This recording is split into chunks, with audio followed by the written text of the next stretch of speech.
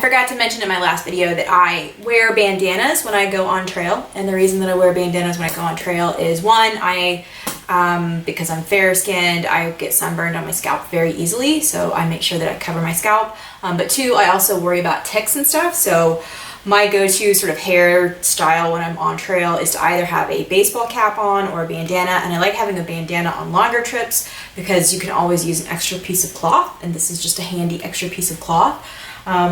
When I'm on trail, I will usually keep my hair in braids just because it can get kind of gross and nasty. My hair is very thin, so it gets greasy really easily, so I just keep it in braids the whole time.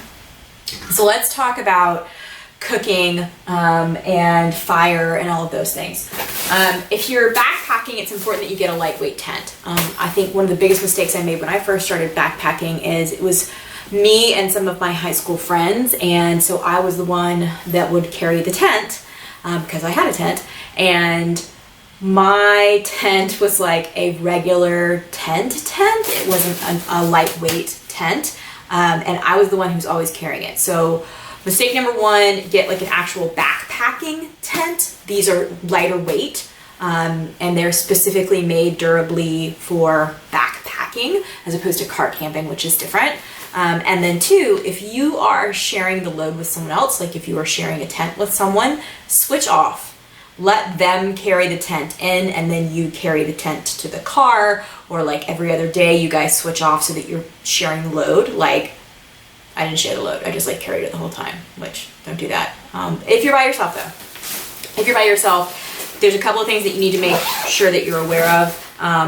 This is a one-person tent. Usually the footprint, which is the piece of plastic that goes underneath the tent, it is not included with the tent. So you will either have to buy the footprint separately, or you can do what I do, which is where you just either get like a piece of plastic or a piece of Tyvek, and then you're gonna set your tent up like in your house, and then you're gonna cut the footprint. When you cut the footprint, you want it as close as possible to the actual tent size. A big mistake a lot of people make when they first start backpacking is they cut the footprint, which is the tarp that goes underneath the tent, and they cut it too big. You actually don't, it's better to go smaller than the tent than it is to go larger, because if the tarp itself is larger than the tent, if it rains, you will create like basically like a bowl underneath your tent that traps water, which means you're just gonna be like floating on top of water, which you do not want. So the tent, when you put this in your actual backpack, is gonna go, because it's heavier, it's gonna go closest to your spine. So just to show you like what my backpack looks like. Come here, baby. At the bottom down here, I've got my sleeping bag. This is my foam pad right there, and then my tent goes down the middle, and you want your heaviest stuff closest to your spine. By the way, you can, if you want to spend the money for it, you can spend money on like backpack covers, and they can be fairly inexpensive, or you can be super cheap like me and you can just use trash bags. I have a trash bag over my sleeping bag. I have a Ziploc bag for my water filtration system.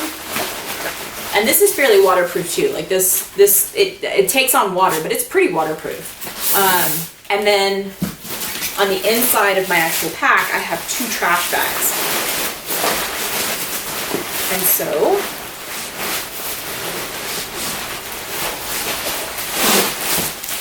you can see that, but you stick your tent down the center closest to your body, right? So all of your heavy stuff goes closest to your spine, and that's to help you with balance. Knocked over my giant water. So tent goes closest to the body. Make sure that if you've got a 2-person tent, if you're sharing the load with someone else, so they actually help carry the tent with you. The other thing is, these are shoes. I use trail runners because that's more comfortable with me. Some people just use tennis shoes. Some people like walk the whole trail in Chacos and like they're fine with it. It's whatever you're comfortable with. When you first start doing backpacking, I suggest you take these, but also water shoes, because sometimes you'll come up on a water crossing and there's nothing more miserable than walking around with wet feet on a trail. So that's what I suggest. All right, so let's talk about cooking. A lot of people, especially solo hikers, all they need is a grease pot, which is what this is.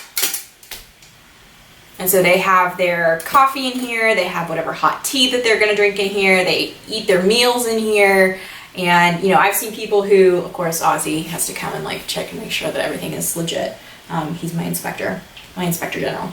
I've seen people who like use like all sorts of crazy stuff. But I'm really particular when it comes to camping food, because for me, after a long day of hiking, I want a hot meal and I want something that's comforting. And so that's important to me. And I'll get to this in a minute.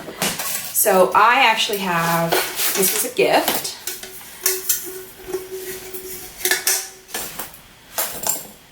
These are my 2 little pots. And they sort of situate in, if you want to, you can do this, so that you can cover it. And you close them like this. This whole cooking system, which included other stuff that I'm not showing you, was like $25 on Amazon. You can get used cooking systems. You can get one of these at like Play It Again Sports for like $5. They are very inexpensive. The main thing that you need to know is that you need to have something that's lightweight. So this is titanium. These are not titanium, but they are still lightweight. You need to have something that's lightweight. What you don't want to do, and this is a mistake that some people make when they first start out doing this, what you don't want to do is you don't want to have like a regular coffee cup. I know that you like your coffee cup, but it's heavy and you're going to be carrying it for like 20 miles. So do you really want the extra weight of that coffee cup?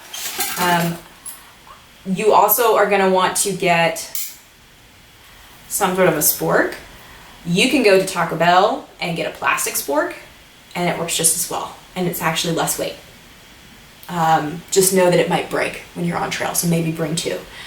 So yeah, if you're looking for something cheap, that's an easy thing to do. This is just a sponge. It's just to clean your stuff after you eat. For your cooking system, it's important, you know, a lot of people are like, well, why don't you just use like the campfire or whatever? And that's all well and good if it's not raining. But I hike and backcountry camp a lot in Georgia. And if that's what you're doing, chances are it's going to be difficult for you to find dry wood. And I'm sure that there's tons of Boy Scouts out there that are like, well, you shouldn't be camping if you can't find dry wood. Like, shut up. No, everyone needs to be able to have access to these trails and to be able to camp and enjoy nature. Like, you don't have to take a year-long survival course, including like how to find wood in, you know, dry wood in wet areas. Like, that's not necessary. Like, you can go buy this. This is like a $25, just a little single burner stove. Let me show you what it looks like.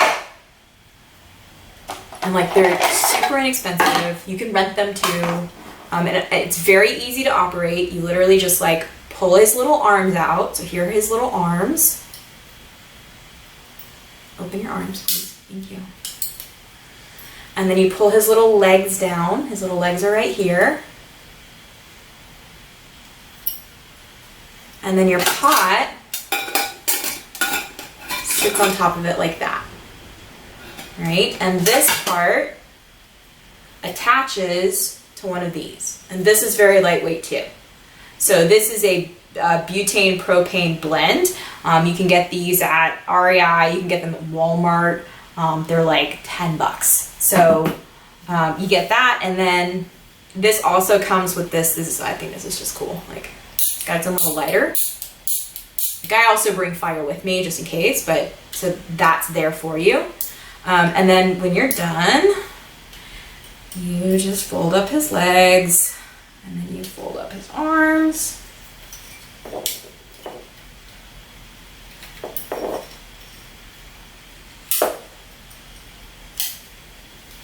And you put him back in his little house, which is waterproof. And in your house. Why won't you go in your home? Don't you like your home? You put him in his house. And close him up tight. And then I put my cooking stuff, so I've got water on one side, and then I put my cooking stuff on the other side.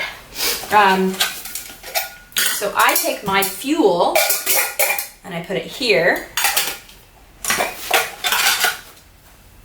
all of that together there. And sometimes if I'm feeling kind of nervous, I will also take an extra fuel thing with me, but you need to make sure that if you're taking an extra fuel that you put it in some place that's going to be waterproof. You do not want water on your fuel. So all of those go together.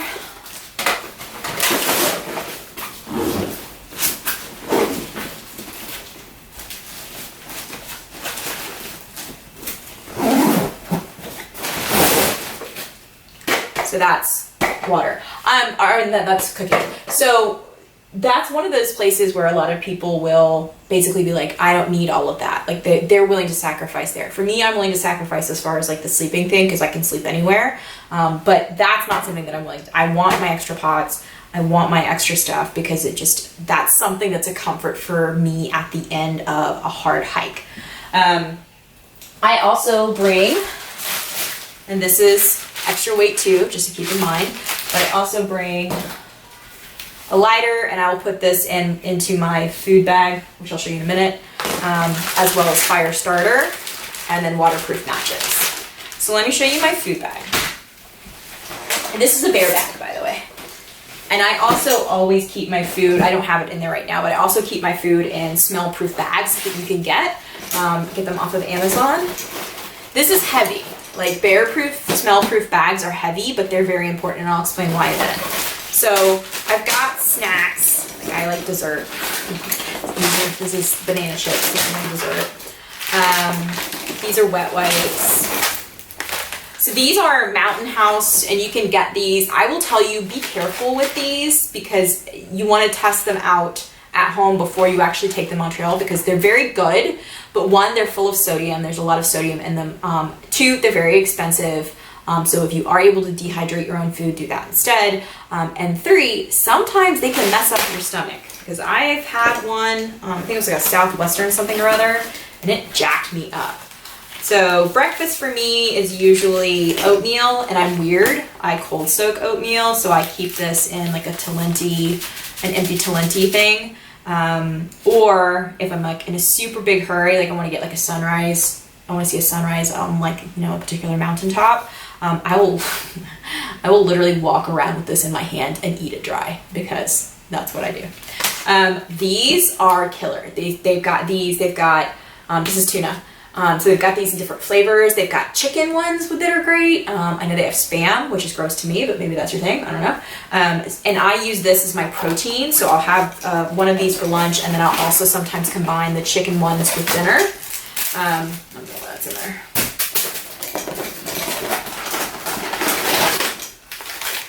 And this is usually the type of thing that I will create, that I'll make for dinner, is I'll do like some sort of a dehydrated soup.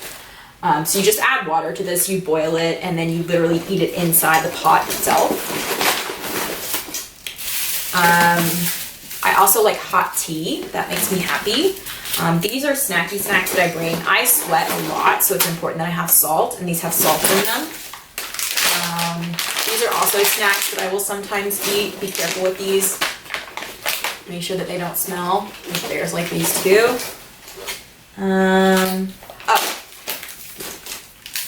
Coffee. So these are single serve coffee and instant coffee. You can get all kinds of different ones. Starbucks makes them. If you want cream, you can use powdered milk. I drink my coffee black, so I don't need cream and powdered milk. So instant oatmeal. This is actually the chocolate chip one. I usually have this one for dessert. Yeah, coffee, snacks. Okay. So you put all of your food into your bear bag, right?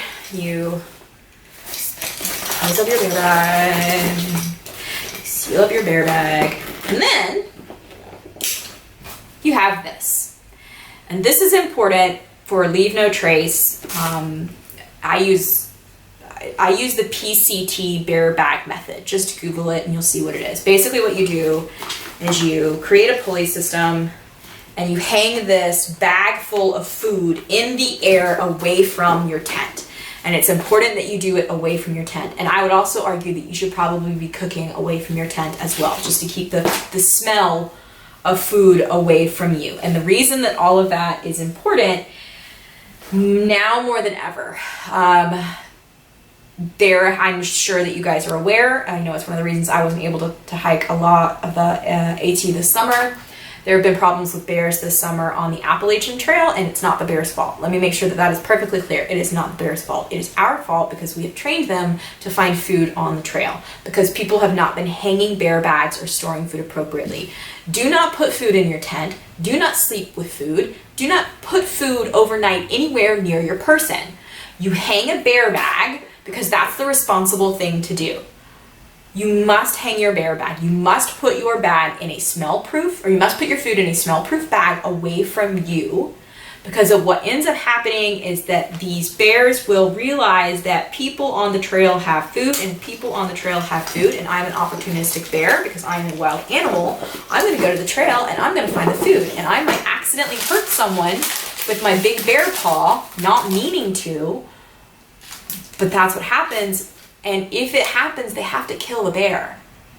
And like, people get hurt. You know, I mean, there was a kid that was hospitalized. I think a girl got killed. Like, it's bad. You have to hang your food. You have to hang your food, and I know that you're tired. I know that you've been hiking all day, and I will be the first to admit that I've done it too. I've slept on my food, and like, I know we can't. We have to hang our food. Like, we have to, right? When I was on the trail with my dad last year, it was the last section of the Georgia Appalachian Trail that we did as a section hike, and the first night they had a bear hunt because a bear attacked. He wasn't attacking the person, he was going after the food, attacked someone at one of the shelters, and they had to kill the bear. And like, no, we don't want that. We don't want that to happen to bears. We don't want that to happen to people. So please just hang your food. Google PCT hang, PCT like bear hang, just Google that, and PCT stands for Pacific Crest Trail. And it will teach you how to do it. And it's not hard. It's really not hard. You put a rock inside of your sock, you attach it to a piece of string, you attach the other piece of string to your bag, you throw it up in the air over a branch, and then you just leave it alone. And it's fine. Like, it's not that big of a deal, especially if it's not a lot of food. Like, this isn't very heavy, right? So that's I'll get off my soapbox, but like, that's really important to me. The other thing that I'll bring with me, this is an easy first aid kit. I've got tape, I've got stop bleed, I've got some bandages, I've got some alcohol, and I've got some basically gauze pads, and that's what I carry with me on the trail. I also carry, and you know, everyone says, well, you don't really need a knife. Well, I actually use this for cutting up firewood. So this is a machete that my dad got me. I also use it because I'm a woman who hikes alone and backpacks with another woman, certainly, or sometimes by myself, but you need to make sure that you have a weapon. And so I keep this handy so that I actually pull it out very quickly if I need to and use it. But I use this for sawing wood.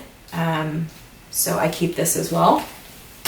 The other things that I have, make sure that you invest in a good headlamp. When you get to camp, at least for me, I try to hike as long as I possibly can, which means that I'm sometimes setting up camp in the dark. And so if you have a headlamp, I have it on super tight right now. If you have a headlamp, then you don't have to worry because you can set everything up in the dark. So I keep my headlamp, wrapped around my night clothes. So this is my night clothes bag, and I have it see-through so that I know exactly what this is when I'm looking at it. If you use stuff packs, like stuff packs kind of look like this, like they're great for what they are. Here's another example of stuff pack. So these are stuff packs, right? So they're great for what they are, but like you can't really see through them. So if I had something in here, I would be like, is this my night clothes? Or like, is this my like toiletries, or like, what is this? So like these, and they also have a little bit more weight to them, so like use them if you want to, but I don't pretty much ever use them. I like this netting thing. And also the other reason that I like the netting thing is if I'm inside my tent, I can actually put the light inside the netting and then hang this bag from the ceiling of my tent so that I have like a little light inside my tent if I need it. test your batteries before you leave with your headlamp to make sure that they work. So in here, this is my sleeping stuff. It's important that you have good socks. So if I'm just going on like a couple of nights, I don't really change my clothes. Like I will wear a different shirt maybe. I usually keep the same pants on for the entire trip. If it's like 4 nights, I might have a different pair of pants. Or I mean 4 days, I might have a different pair of pants, but for the most part, these are my sleeping shorts. They're super soft. Sleeping shirt, sleeping bra. And then the big thing for me is socks. Like it's really important that you have socks. So I have darn tough socks, and in order for me to sleep at night, I have to have clean feet. So I wash my feet, and I put on clean socks, and that's how I sleep. And then I have my bag of toiletries. So this is my brush. And for my brush, all I did was I took like the brush part out of a brush. And then I've got my contacts. You might want to also, if you wear contacts, bring glasses with you just in case. And if you don't know why, you should read the biography of Grandma Gatewood. And you will hear all about her mishaps. And then I've got like some Advil in there, and like a Tylenol PM if I need it to help me sleep. And so all of those things go together. And then these are my camp shoes. So I've got flip-flops, and I keep them in, and this is just like a vegetable bag. Like, you know how you go to the grocery store and you're like, I will buy some cucumbers and put them in this bag. That's all this is. It's a vegetable bag. And like it's sturdy and it's see-through, which is important to me so that I know exactly what it is. But you want to have an extra bag for your shoes, your camp shoes, because your camp shoes can get kind of cruddy. And you will want, at the end of the day, after hiking all day in a pair of shoes, to change your shoes out when you get to camp. So I take all of this and kind of put it together. And then I wrap my headlamp around it. And the first thing that I do when I get to camp, the first thing that I do when I get to camp is actually put my headlamp on. So I pull this out so that I have access to it, but I also have access to my headlamp. Because like I said, usually when I get to camp, it's after dark. So I have to oftentimes set up in the dark. I usually carry this on my person as I'm hiking, just as a personal defense. I did a video that you might want to check that's like hiking as a female, that talks about that, but I carry this on my person. This is an Anchor charging port for your phone. This has about 3 days worth of phone life on it, so I carry that as well. And then I charge my phone at night. When I'm hiking, I hike in these. These are Solomon's, but it's really entirely up to you. Usually by the time you're doing backcountry camping or backpacking, you know what shoes suit you best. I would say that's probably an important place to make a good investment, is a good pair of shoes.